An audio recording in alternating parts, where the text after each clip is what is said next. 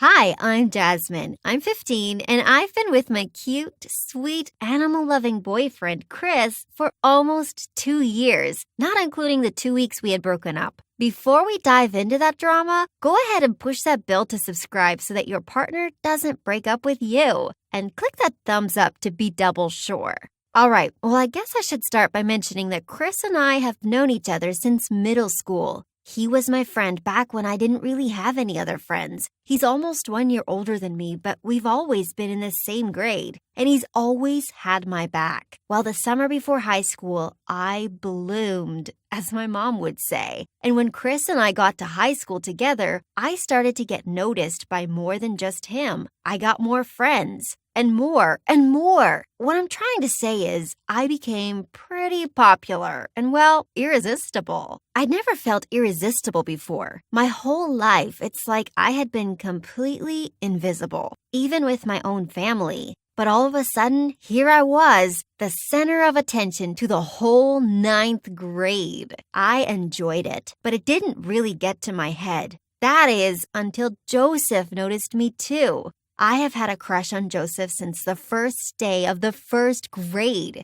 I don't think he ever even knew my name, but suddenly he was finding ways to sit next to me in science class and asking if I wanted to sit next to him at lunch. Chris and I didn't have lunch together, so I figured it was pretty harmless. And it was. Until one day, Joseph put his arm around me. My heart fluttered a mile a minute. I was in total heaven. So much so that for a moment, I completely forgot about Chris. And when I did snap out of it, I politely reminded Joseph that I have a boyfriend and asked him to take his arm off of me. He did, and then he whispered in my ear, "Maybe we can do that somewhere else, somewhere more private." Oh, man. I didn't even know what to say. My cheeks blushed, and I'm pretty sure I even started to sweat. I was excited and nervous and nodded my head yes, and then excused myself to the bathroom. Once I got to the empty bathroom, I jumped up and down and looked in the mirror and screamed a silent scream of excitement.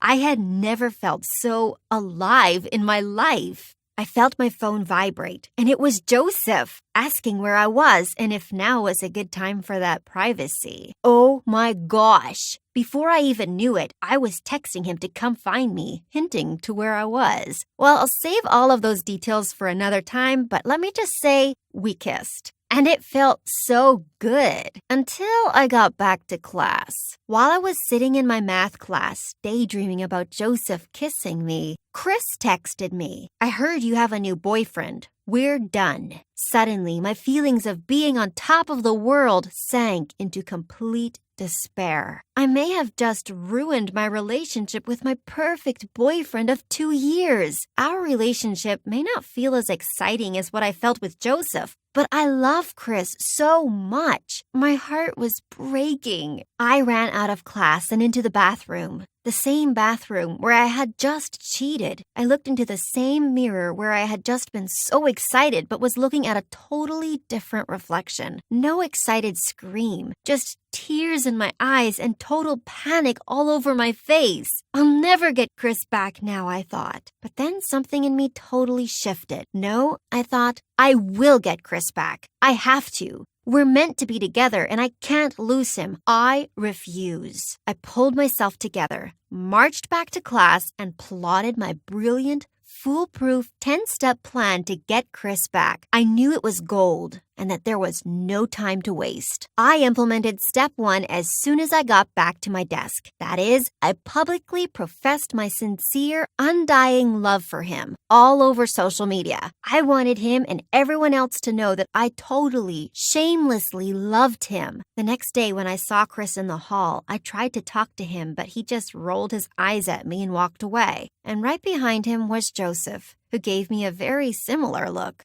"Nice posts," he said, and walked away. Ugh, I was so annoyed. Why did I ever let him ruin this for me? Suddenly, I had a flash of our kiss, and my heart started pounding in my chest again. Oh yeah, that's why, I thought. No, snap out of it. Okay, on to step 2. Begging forgiveness. I slipped "I'm sorry" notes in Chris's locker and left them on his car. I called and left voicemails. I even ordered him pizza for his usual guys' night with a special note that said, "Please forgive me." I knew that wouldn't be enough to get him back, but I had to make sure he knew that I was sorry and that I wasn't giving up easily. The next step was very important because I knew if it went wrong, I could lose him forever. Just like that. So step 3, sabotage any new prospects. The next day at school, I saw Chris with another girl in the hall, little Miss Cindy Smith. She and Chris had always been friends too, but they had always kept a good, respectful distance. But now they seemed pretty close, way closer than I'd ever seen him with anyone other than me. So that day, I decided to pull her aside in gym class. Seeming genuinely concerned, I shared the fact that he has IBS,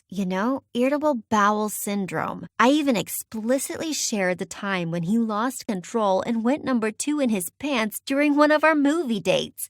Just to warn her. I knew by the look on her face that she had totally lost interest then and there. Now that Chris was feeling a little confused and vulnerable, now that Cindy was totally ignoring him, it was time to implement step 4, making sure he heard me turn down other guys. I asked one of the guys in my class to help out by pretending to ask me out in the hall when Chris was walking by. He agreed, and we made a plan for in-between periods. In the hall after class, we waited to see Chris. Finally, there he was, walking our way. We quickly acted like we were talking, and when I knew Chris was within earshot, the guy recited his lines perfectly. I replied loud and clear so that Chris could hear me. "My heart belongs to only one. I'm sorry. I can't go out with you." I saw Chris peeking over from the corner of his eye. Yes! On to the next. Step 5. Find a way to get alone with him. Just enough to sneak in some reminiscing. Knowing that Chris wants to be a vet someday and loves animals, I knew he couldn't turn down helping an animal in need. So, one day after school, I texted him and asked him to take a look at my dog, explaining that it was urgent as she hadn't eaten in days. He replied that he was on his way, but only for my dog, not for me. "Of course," I replied. When he got to my house, he went straight to my dog, who was, of course, acting completely normal. After examining her, he told me he couldn't find anything wrong, and I acted amazed when he got her to eat. Wow, you've always had a way with animals, just like with that stray cat we found last year, remember? I couldn't get her to come to me, but somehow you coaxed her right over. "Oh yeah, I do remember that," he said. He was already starting to soften, just a little bit. "Yeah, and then remember she threw up in the backseat of your mom's brand new car on the way to the animal shelter?" I asked, knowing this would get him going. He chuckled and even replied with one of our inside jokes. For a minute, things almost felt normal. Then he snapped out of it and said he had to go and that he was glad my dog seemed to be doing better. I was feeling better already. I knew my plan was working and that it was only a matter of time before he and I were back to how we used to be. That night, I laid in bed thinking about Chris, fantasizing holding hands and spending time like we always had. I fell asleep and even had a dream about us being the perfect couple again, as if nothing had ever happened. I woke up the next morning with a pit in my stomach, knowing that the dream still wasn't true. But I quickly shifted gears, knowing that I was halfway there. While getting ready for school, I planned out step 6, buttering him up. I knew that by now he had dropped his guard just enough. So as a thank you for helping me with my dog, I bought him 2 tickets to a movie I knew he would want to see. When I gave him the tickets, I told him that he could of course take whoever he wanted. Now, if anyone knows Chris, it's me. And I know he's too nice and polite not to ask me to go with him, especially not after our time together last night. Well, sure enough, after school, he texted me and asked if I wanted to join him at the theater that night. Woohoo! I was so excited. Wow, I hadn't felt this excited since Joseph. Suddenly, I had another flash of my kiss with Joseph, and it felt like electricity was running through my body. I shook it off and quickly got back to celebrating this triumph with Chris. I needed to stay focused and get ready for step 7, playing coy and having the let's be friends talk. There was no way I wasn't going to get him back now. That night at the movie theater, I acted shy and almost almost timid. I knew that if I came off as confident as I actually was about the situation, I would blow the whole thing. When we met up outside of the theater, I kept a slight distance and awkwardly waved hello. Already, it was working, and he timidly opened his arm for a side hug. Score! That loosened us both up, and we both relaxed a bit, hanging out and talking like old friends. We got to the counter for snacks, and I even ordered for him, his favorite. This gave us both a little giggle. My world was feeling right again, and at that moment, I realized just how wrong it had felt since we'd broken up. Once the movie let out, we had our usual conversation, discussing our favorite parts. While he shared his, I kind of spaced out, no longer hearing what he was saying. I was loving the way he always got so excited while talking about something he was passionate about, and the way he waved his arms around to express himself, even the way his lips moved while he was talking. I really had missed him. Jasmine, did you hear anything I just said? He asked. Oh, I'm so sorry. Now was my opportunity to have the talk. I took a deep breath and found my cool. I was actually just thinking about how nice it is to be hanging out again. I had to play the part. I looked down at my feet, playing nervous and unsure. I was wondering if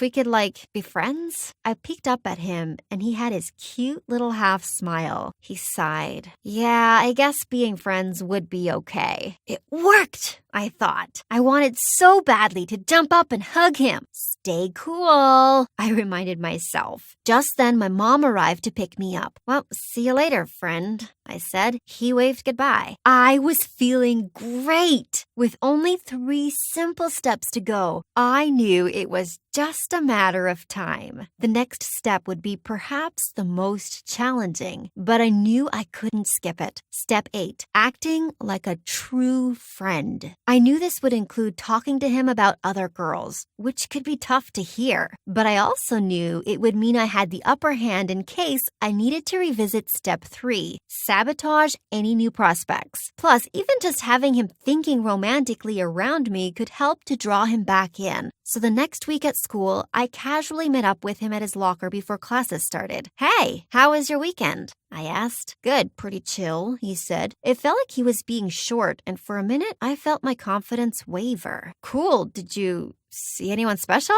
I asked. He looked over at me, kind of suspicious. What do you mean? He asked. Good, he was going for the bait. Did you hang out with anyone special? I don't know, a girl? We're friends, remember? We can talk about these things. He looked a little uncertain, so I said, but obviously, if it makes you feel uncomfortable. No, he said. Sorry, I was just thrown a little off guard. Yeah, well, kind of. He sounded uneasy. I hung out with one of my neighbors. She just moved into town. I don't know, it's new. I hated hearing this. I felt so jealous. Every cell in my being wanted to get angry and scream at him, but I knew that wouldn't help. I knew it, I said, acting excited for him. Is she pretty? He looked at me a little confused. So you're actually comfortable talking about this? Yeah, I said. Friends, remember? I care about you, no matter what. I guess that was enough to disarm him completely because after that moment, it was like the floodgates opened. He was telling me all about this girl, which led into everything he had been up to since we broke up. And that even led to us talking about how we both felt after the whole Joseph drama. By the time classes were starting, we were both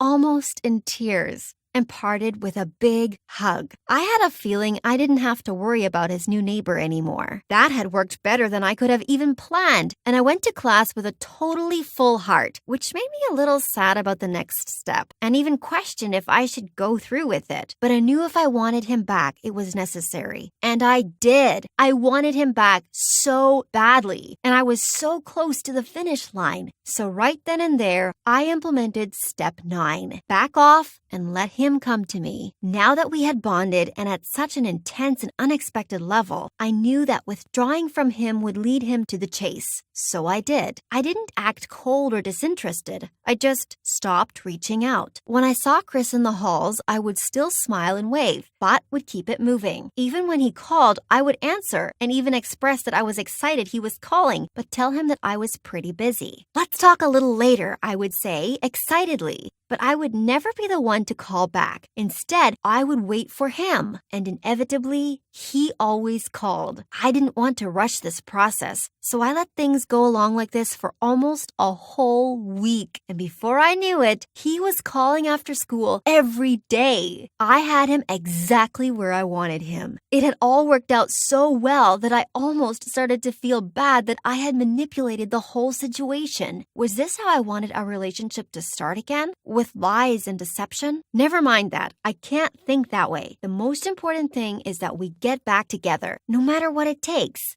Love will make you do crazy things. So I pushed forward with a final phase. Step 10. Have the I really missed this talk. Now that Chris and I had been talking and even hanging out regularly, with him still initiating, I asked him out to lunch over the weekend, and to no surprise, he accepted my invitation. We met up at one of our old favorite hangout spots for some grilled cheese, just like we used to when we were still dating. Things started off just as friends. We were talking and laughing, totally absorbed in one another's company. We had just finished laughing so hard that our sides hurt, reminiscing on a trip we had taken the previous summer. Chris had lost his swim shorts trying to body surf in the ocean while I had been sunbathing. He yelled out for me to bring him a towel, and I playfully pretended that I couldn't hear him, signaling for him to come join me on the beach. He eventually had no choice. We were both in absolute tears thinking back to this moment. I knew it was the right time. I looked over at him and caught his gaze, suddenly very serious. Still wiping his tears of laughter away, he asked, "What's with a serious face?" "Chris," I said, "I really missed this." He took a pause before replying. "So did I, Jasmine." Suddenly very serious as well. I looked down at my hands, waiting for him to make the next move. Right on cue, he walked around the table and sat down next to me. He grabbed my hand and said, "Jasmine, I've been thinking, and I don't like being apart. I love you so much, and if you can promise me you won't cheat again, I think we can work through this. I'd like to get back together." With new tears in my eyes, I nodded and said, "I promise. I love you so much, and I'm so sorry. I want to be your girlfriend again." Then he leaned in for a kiss. We hugged and held one another for a while. I was so happy. This was all I wanted. Suddenly, my world was complete again. My 10-step method had worked, and I felt at total ease. I would never compromise our relationship ever again. The next day at school, it felt like we had never even broken up. We were holding hands in the hall, passing notes back and forth, and texting throughout the whole day. Life was good, and I was totally content. I didn't even mind that the science fair, my least favorite part of school, was coming up. And then I got a text from Joseph. We hadn't even talked since our kiss. Why now? What could he possibly want? Annoyed, I opened his text. "Wanna be science fair buddies?" With a winky face. There was the electricity. Oh no.